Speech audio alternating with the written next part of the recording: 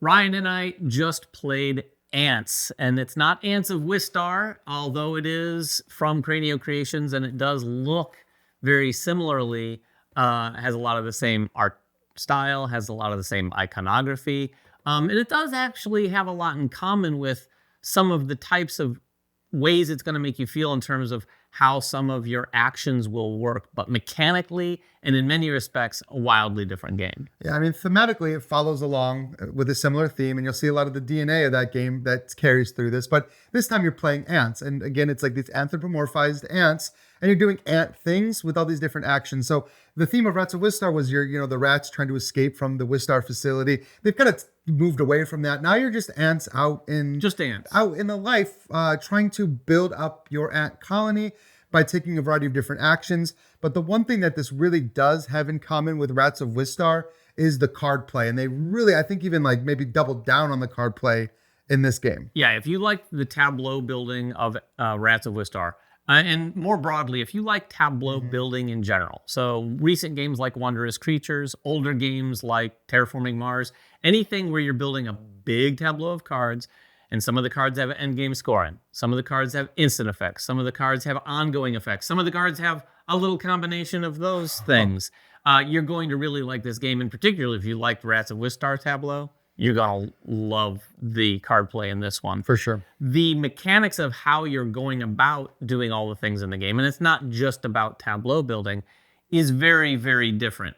You are going to have a similar sort of vibe that you have this colony board in front of you, but even from the very side of this, it's very different in terms of the components you're using and placing onto the board. And this time, it's not rats, and you're not increasing the power of the rats with that big wheel with worker placement.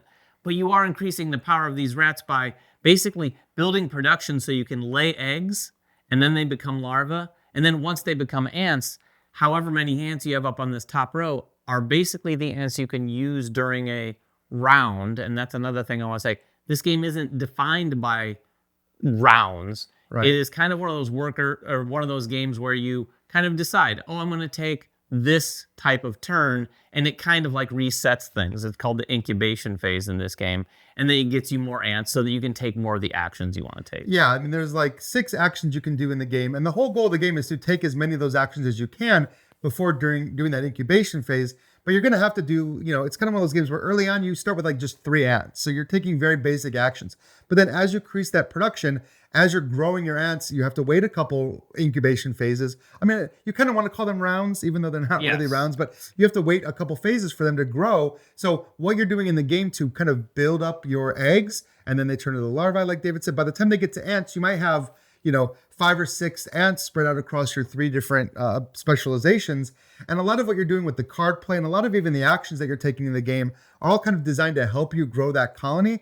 And that is something that I like from a gameplay standpoint, because it really does ramp up. It goes from you're taking just a few actions going, how am I going to make this game work when I'm getting such few actions? But then about halfway through the game, you're producing like 6 or 7 ants, and you're like, okay, now I'm really able to do stuff, and that's a pretty good vibe for me. Yeah, we started producing quite a bit more in rounds 3 and on, or again, we say rounds, but later in the game, we were producing a lot more than we ever imagined possible at the beginning of the game. And I want to give you kind of a rapid fire of what you're doing on your turn and something about those 6 actions. But before I do that, I want to give you kind of the lay of the land of what you're looking at here.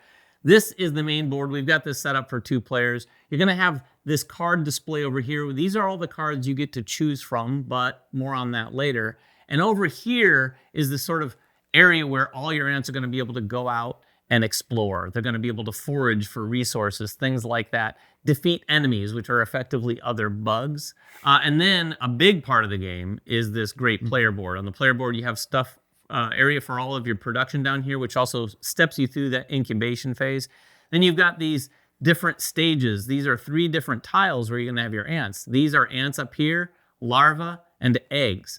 You're only going to be using the ants up here and potentially ones up here, which are sort of like just extra ants, if you will, to take a lot of the actions on your turn. So what does a turn look like? Well, like Ryan said, there's 6 actions. 3 of them are to use your ants to either dig, explore, or forage. We'll explain those in a second.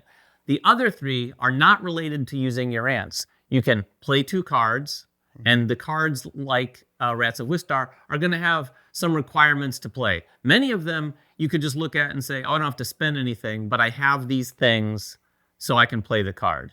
But a lot of them are going to have you discarding or spending leaf tokens, maybe food, other tokens that you might have collected. You could also play one card and defeat an enemy. Defeating an enemy, it basically allows you to go out. There's only going to be a few enemies, depending on player count, on the board.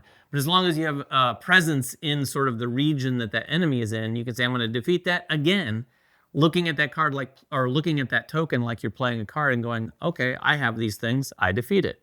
And then you're going to get some things. And then finally is the incubation phase. The incubation phase is what kind of lets you reset things. You're going to go through kind of a little bit of a production and then rearrange these tiles so that they all kind of slide up and you get your larva to become your ants. These do slide, but also a lot of the other stuff that you're seeing is variable. Oh, yeah. So when you're taking these actions, your player board, it's going to have a different variable player power, and it's going to have some different tiles for both like the enemies that you're fighting and the anthill that you're building, because these actions kind of tie into doing these things.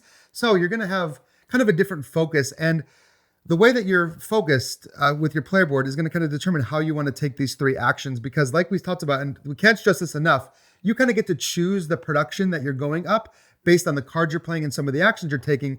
So like you'll see here that I've decided to go all in on the dig action, which means I'm doing the dig action better because I'm able to spend more workers. And when you're doing the dig action, you're kind of covering up your ant hill with these different tiles and getting bonuses along the way. Every time you place a tile out here, you're getting some kind of bonus for covering it. You're getting some kind of point bonus for completing these rows, but also that allows you to play some of your room cards. If you remember in Rats of Wistar, you had to like dig out a room and then you put a tile in there. This is thematically what's happening. You're creating more space in your anthill.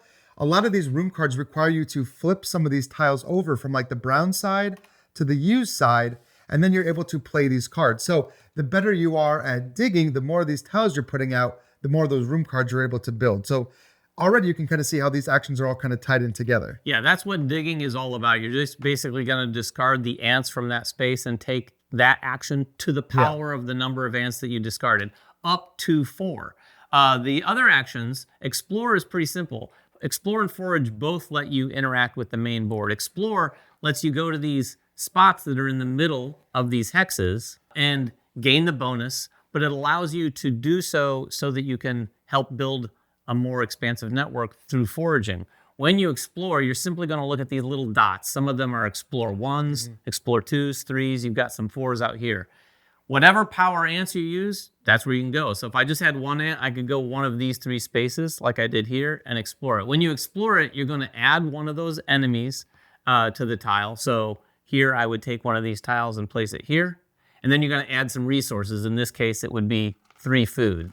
Now, we did this in our game, so they're gone now. And they're gone for a variety of reasons. One, if you defeat the enemy, it goes. But if you forage, you're going to be taking all the discs from the forage space, and then from a few different places, you could start on any of these red spots down here, or from where you've explored, or from where you've already foraged, and you're going to add tokens in a straight line, kind of like ants, along here. Now, if you add tokens to around a hex that has some food on it, those ants are going to immediately forage some of that. And likewise, if you explore and add tokens, like I did here a second ago in the example, any of the forager ants that are around it would also immediately take that. And there's some cool sort of like cascading effects. Once that's foraged, then you're going to trigger a thing where pheromones are going to be released. And players who have foragers around that hex are going to be able to take cubes off their pheromones from their player board and put them on there. Maybe get a bonus, but also releasing those gets you some of these sort of star tokens, which are going to be going out on the board. That is ultimately going to trigger the end of the game. Yeah, they have kind of like these stars related to kind of doing many of the different actions in the game. David talked about having a lot of these pheromones, which means claiming these victory tiles. There's also one for completely building out your anthill. Every time you fill in one of those, you place another token. And then you've got these flags. And these flags come in a variety of different ways. And again, this is kind of how you're going to want to focus your game. And this is variable based on the tiles that you're using.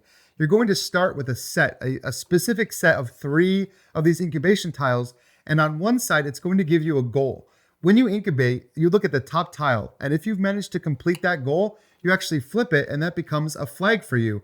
If you get 3 flags out, you get to place one of these tokens. Of course, it can get harder if you get 5 flags, if you get 8 flags. And the other way you're getting flags is by playing some of these cards that have flags on them. We're going to talk probably a lot about cards because a lot of what you're doing out here is getting you cards. There's 3 types of cards. There's your skill cards, which just require you to have icons to play. The room cards, which require you to have your anthill. And then there's flag cards, which require a variety of different things, but help you complete one of those in-game objectives. Now, before we move on to cards, I do want to say the game, this makes it easier to take cards. In Rats of Wistar, you had to find actions to take cards, and if people blocked those actions, you were just out of luck. In this game, they're divided into 3 like rows, and you see that each row is indicated by one of the different action icons. So anytime you dig, you just get to take one of those cards. So every time you're doing one of the basic ant actions, you're just taking more and more cards and adding them to your hand. Yeah, we forgot to mention that off the get. That is an important thing, and I actually forgot about it while we played several times. Oops. But it is easy to forget. Depending on which of those 3 actions you take, you just simply take one of those cards. So you get a fair amount of cards in here without trying. There are some other actions. I played some cards that allowed me to draw 2 more cards off the top of the deck. There are cards that let you start flipping through the deck and say, I want a card with this icon on it. And you just flip, flip, flip, flip, flip. A lot of the same sorts of things. You know, there's been mechanics like that in Arc Nova and things like that where you're cycling through that deck. So we're able to get down through that deck to get some of those tags that you want, because a lot of the cards that you play are also going to have potentially, an ongoing power. Every time you add a card like this to your tableau, get this other thing. And that is probably what we want to spend most of the time talking about in terms of who we think this game is for, who we think it's not for. Like we said at the go, the tableau building in this game, if you like tableau building, I don't see you not liking this game. A lot of the same games that we mentioned already, even though this plays very differently, the tableau building alone is very fun. You're going to be able to play a lot of cards. We played, and I think this is probably on the minimum side of cards played. We played like 12. You had maybe around the same, maybe a little less. You can get a lot of cards played. It all depends on, okay, I've got some low point cards. They were easier to play, so I have maybe a little bit more cards, but they help me build that engine that you're trying to build in a game like this, because like we said earlier, at the beginning, we were like, whoa, I don't have any food. And we didn't mention this, but when you incubate, you have to feed some of your ants. And that can get very expensive very fast. And if you don't have the food, you can always use extra food that you have here. But when you use extra food, you're going to get negative points at the end of the game. So we were like, whoa.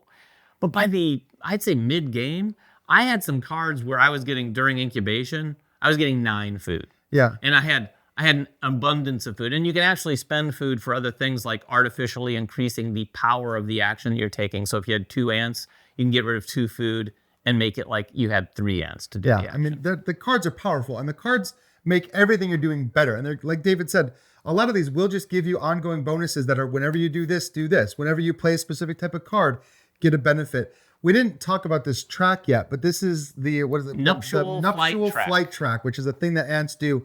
A lot of those are going to, like, there's not a lot of ways to just organically move up this track, but you can get some cards. I had an engine going that was letting me fly up this track. Every time I did a variety of different things, I had cards that would move me up this track.